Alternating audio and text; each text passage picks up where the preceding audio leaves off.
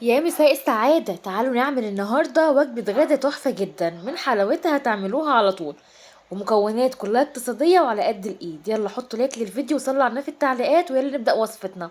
اللهم صل وسلم وبارك على سيدنا محمد. أول حاجة هحضر عجينة الكفتة. عندي هنا 350 جرام من اللحمة، ممكن نستعمل أكتر، يعني نستعمل نص كيلو أو ربع كيلو، مفيش أي مشكلة من نفس المكونات. عندي كمان حبة بطاطس تكون مسلوقة ومهروسة مفيهاش كمية مية. بعد كده ضفت كمان بصلايه متوسطه مفرومه فرم ناعم، واربع معالق من البقدونس، وكمان معلقه من الثوم. وعندي بهارات بقى الكفته، وعندي بابريكا وفلفل اسود وملح، وربع معلقه صغيره من البيكنج باودر علشان الكفته ما تكشش معانا، وكمان هتديها نفشه وهشاشه حلوه جدا جدا متبقاش مكتومه. عندي كمان هنا بياض بيضه، والصفار لا علشان ما يديش زفاره. وطبعا الملح تظبطيه على حسب اللي انت عايزاه يعني. بعد كده هضيف 3 معالق كبار من البقسماط. وبعد كده هبدأ ان انا هقلب كل المكونات كويس جدا. لو عندك كبة بتبتدي ان انت تخلطيهم خلطة كده مرة او مرتين ضربة في الكبة. لو ما عندكيش تعجني كويس جدا لحد ما تكون عندك خيوط كده بالشكل ده وتتسمغ معاكي.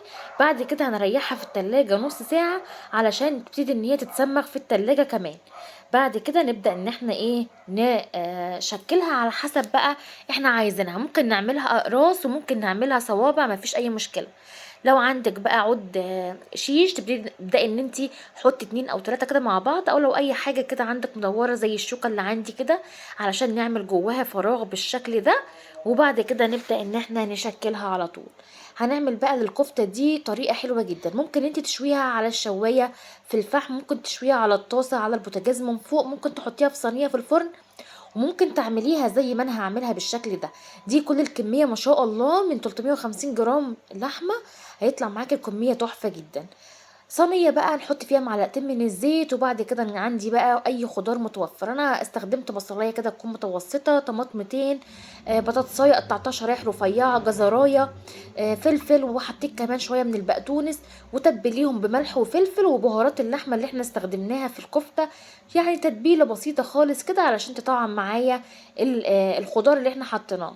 بعد كده هترصي الكفته بتاعتك بقى زي ما انت عايزه اقولك بقى شكلها خطير.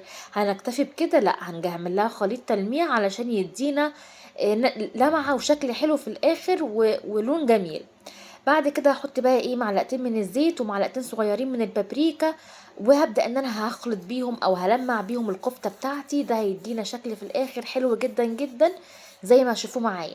طبعا الفرن عندي شغال على درجة حرارة 200. ادخلها بقى في الرف اللي فوق، يعني اللي فوق الصاج على طول. الفرن شغال من فوق ومن تحت. بعد 10 دقايق بتوصل للشكل ده، وطبعا ما شاء الله زي ما حضراتكم شايفين شكلها ولونها حلو قوي قوي، وكمان ما كشتش معانا قوي علشان البيكنج باودر. انا دلوقتي مولعه فحم علشان اديها طعم الفحم. هبدا ان انا احط عليها معلقه من الزيت، وهغطيها شويه كده لحد ما تتبخر بالفحميه بتاعتي. شويه الخضار بقى اللي انا عاملاهم دول طعمهم يجنن، كانوا بيتخانقوا عليهم يا بنات والله. تقدري تقدميها جنب رز او جنب عيش وسلطات، مفيش اي مشكله. وكده الغدا بتاعنا بقى جاهز. قولولي بقى رايكم في الوصفه. ما تنسوش لو عجبكم الفيديو دعمونا بلايك وشير كتير، دعمكم بيفرق جدا جدا. لو نفسكم في اي وصفة جديدة قولولي في التعليقات نعملها مع بعض. اي وصفة نفسكم فيها ان شاء الله نعملها مع بعض. وكده الفيديو بتاعنا خلص. اتمنى ما اكونش طولت عليكم، وقولولي بقى التعليق الصوتي افضل ولا العرض الصامت اسرع واحلى ليكم، علشان ان شاء الله اعمل لكم اللي انتوا تحبوه. وخلاص الفيديو بتاعنا خلص. اتمنى يكون عجبكم. مع السلامة.